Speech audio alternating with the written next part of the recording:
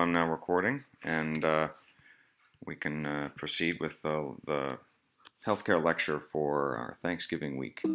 Um, and we're going to look at the U.S. versus other countries, see how it is, our healthcare system. It's got some advantages, got some disadvantages, as you would expect with any evolving part of society. Richard Wilkinson, I love this, what they talk about in the textbook, his argument and the recent evidence in support of his argument. I'm going to quote him right here. Some say it should be required reading of policymakers. Oops, I've got a typo there, not closing my parenthetical. I guess I am. Page 614 in the textbook. Just modeling for us how we quote. Give the page and the year, number, and author. Income inequality leads to poor health rates. And if you care about the health of your country as a policymaker, and you would think, you should tend to income inequality. Not just as a social justice issue, but as an issue that would help the productivity of your economy if you've got more healthy people contributing to it. And part of the argument is that wealthy people tend to push for services for themselves versus public goods, which they don't need because they can afford to get things like education or healthcare on their own. So they wouldn't necessarily care about chipping in towards public education and affordable healthcare. This isn't to say everybody who is wealthy feels this way, of course. A sensible, wealthy person, many of us would believe, would take the long view, as I'm preaching right here, and see that in the end you want a more productive, happier, safer society to live in. Upward comparisons, another part of the argument, is that are more unachievable. Rather, I'm misspeaking there, but upward comparisons make higher status seem more unachievable. It makes life seem more unachievable because there's a higher difference that you're comparing yourself to. And it leads to status anxiety, more depression, and more frustration. And there's a lot of research that shows that in societies where there's more inequality, there's higher rates of depression and frustration about their people's lives. And that's linked to sickness and mortality, be it psychosomatic or real, but it's linked to it. And Zhang is the one who provides that recent research that we read about in our textbook. And so I think it's important that we note that. Now, here is the Gini coefficients. You read about that in your text as well. They're used to indicate, measure, and illustrate the degree of income inequality across countries. You can see how Chile and the United States and Mexico, Turkey, Israel, they highlight Turkey because this particular article is analyzing Turkey, are relatively low in income inequality, or high, rather, in income inequality. Whereas Scandinavian countries, former Soviet countries are, as well as there's France and Germany, European countries are lower in income inequality. So where would we expect to see more government expenditures on healthcare would be these countries up here with less income inequality. And healthcare expenditures overall in the U.S. are twice those of other developed countries. And it's one of the puzzles of healthcare spending analysis that not only do we per capita we spend more, but also we spend more in terms of government public health expenditures. So here's non-governmental expenditures on healthcare, right? These are individuals, how much individuals pay on healthcare, and you can see the United States just totally out of whack from all these other countries who are similar to us in terms of industrialization, and they're democratic, they're capitalist economies largely, and sort of doesn't make sense why that's happening. Overall, if you compare healthcare in the U.S. to that of other countries, our government spends, well, I'm misspeaking there. Our government spends more. I just messed with these slides recently, and so please note, our government spends more, y'all, more. I'll correct that in class. And we spend more per capita as well. Yeah, that's my uh, earlier misreading of this, but we're making both those mistakes. And so here it is with uh, the healthcare expenditures per capita, 2006 data. I tried to find something that was on a regression line like this um, uh, with more recent data, but I couldn't. But you can see how we should be with our the wealth of our country. We should be right about there, but we're way higher than that in terms of what we're spending. Why that is, well, let's outline some of the causes that we've read about in the chapter. There's costlier medicines and technologies in this country. Uh, there's malpractice litigation that consumers have to pay for. It's passed on to insurance that we have to pay for. And there's a myth that there's higher average payoffs for our system. On average, you get better health care in our system. And that's not really true. So what groups do benefit from our system? Let's outline those for a second. The U.S. system has served the interests of doctors, for one thing. This is a good place to be a doctor by and large compared to other countries. You make more money here, certainly, than you do in other countries. And not so much with efficiency. If you talk to doctors, boy, they'll complain about dealing with insurance companies and a lot of paperwork and so on. They have to hire. They have to hire people to handle that, and that takes some of their income away, of course. But nonetheless, their incomes are good here. It's seen as a plus. Versus examples in Canada and England, they might make less money, but it might be more efficient. They get to spend more time and concentrate their practices more on treatment of patients, perhaps. But certainly for upper income patients, our U.S. system is nice. You've got high quality, a lot of choice, and you can find a way to get to the front of the line. You don't have to wait to see a doctor, even if it's a non-urgent case, whereas you would in other systems. The insurance industry, it's good for them. It provides jobs to people, a lot of money that's being produced there. But the big ones are pharmaceutical and med tech industries. That's really, well, I should say the big one. The insurance industry is huge as well, but it's serving their interests of that industry. If were you to change the system, you'd have to change those industries. They'd be damaged, and jobs would be lost there. As we talked about previously, economies self-regulate, and jobs would occur elsewhere, and other industries would be born, but there are slacks in the economy when people deal with that. Possible alternatives, okay? What are other ways in which you can have healthcare? Well, one is a private utility model. You maintain private hospitals and even insurance and medical tech and pharmaceutical industries, but you regulate the profits. You limit how much people are able to make. Just like you limit how much a water company or an electric company makes, the phone company, because people need them. The EpiPen for people that have allergies recently is an example of how they're not regulated, and it was, for a while, the pen was jacked up in prices because the CEO figured we can justify it, it'll pay for itself, and there were objections, and later a generic pen came out that was a lot cheaper, but that showed how they're not regulated. You could do it through government agencies, single payer models, and just having your healthcare system work for the government. Basically, there are examples of big government being successful in those regards, places, in industries where people do work for the government. If it's well run and taxes aren't cut to pay for the oversight and the supervision, people can hustle, and they're very productive. Not so, though, if you're cutting those and not running them properly.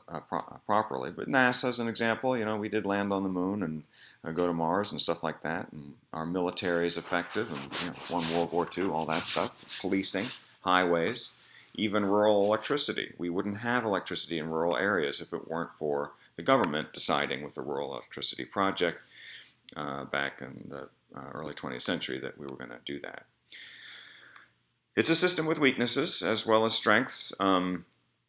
It promotes inefficiency, many argue, where 30% of every dollar goes to administration of the system, and those are basically for-profit middlemen, which you wouldn't necessarily have to spend that much in administration, but those are insurance companies and so on. It allows inequity in terms of who gets health care, in terms of access to care, and there's less research on less profitable solutions.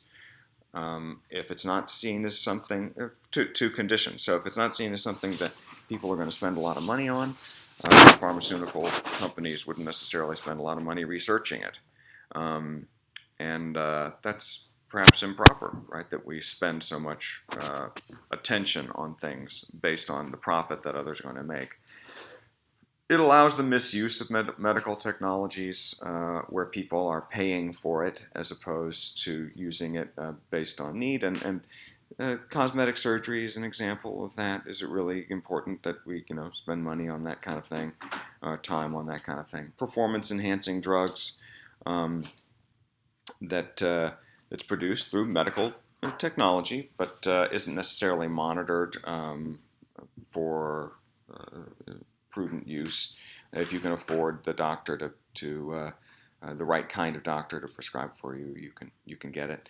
And it underuses some medical knowledge in terms of thinking about what keeps us healthy, what prevents us from getting ill. We all now do get a free wellness checkup every year, but it could be that we underuse medical knowledge in terms of keeping us healthy and so on, and even in terms of keeping us happy and fulfilled.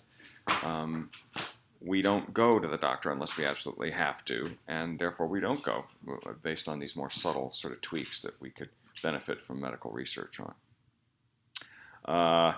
We could talk about cosmetic surgery, okay, and I'm going to ask just that you sort of look at this argument very quickly in terms of not having to write down a lot of notes. There's notes at the end, but when would you consider using it? When wouldn't you, and why not? If you think about that, we could have a whole discussion on that. For whom it might be more common. Well, here's some popular procedures in Asia. I wanted to show us the differences in cost. This has to do with what kind of system you're in. That's a eyelid stuff, then nose enlargement, not nose reduction, but there's nose reduction. Face slimming, if you can believe that. Hymen reconstruction to restore virginity, popular in China. Calf slimming. There's even leg lengthening, where you break both legs. If you think about why this might be done, why that might be done. I tell a story in class. I'm long-winded about it, but here I know a guy who looks just like the bigger-nosed fellow, but he's quite confident in himself and everything. And I think that's because he lives in Latin America, and he gets more credit for his white skin, but also a nose like that isn't as stigmatized. There's somebody who could be Middle Eastern, could be Latina, could be any number of places. The tendency to make the nose as it is over there on the right may be a reflection of something that we ought to consider, like what's happening here with these eyes. If we think about this, are they becoming less Asian? Yes, because that's before and after and before and after. Here's a hint, right, of what this woman is doing, getting a facelift to look younger, right? So the images of what we're after are biased in terms of race and age. And eventually, one of the points that sociologists make is even beautiful people are worried about their issues, that even models, there's one study I read where models are sort of obsessed with imperfections and are not happy with the way they look, even though they're obviously beautiful people making money on it. There's obviously social pressures by occupation. Joan Rivers sort of became addicted to cosmetic surgery. Uh, there's Bruce Jenner, and that might be for other reasons, dealing with what he was dealing with. Um, and we've got Michael Jackson, Lil' Kim. Uh, some of it can be race, sort of evidently. Now I know Michael Jackson. We could spend time about that on what he said was his issue, but his own brother wrote a song about how he wanted to be white and asking about that. Possible positives of this is being empowered. Through it, you feel better. And certainly one of the things that we would want is that people are not discriminated against because of their looks. And so in the cases where people are discriminated against, we would be often for it in class discussions. That's what people say. But the negatives are that the norm changes. I mean, do we really want everybody to become whiter, for example, or more European looking?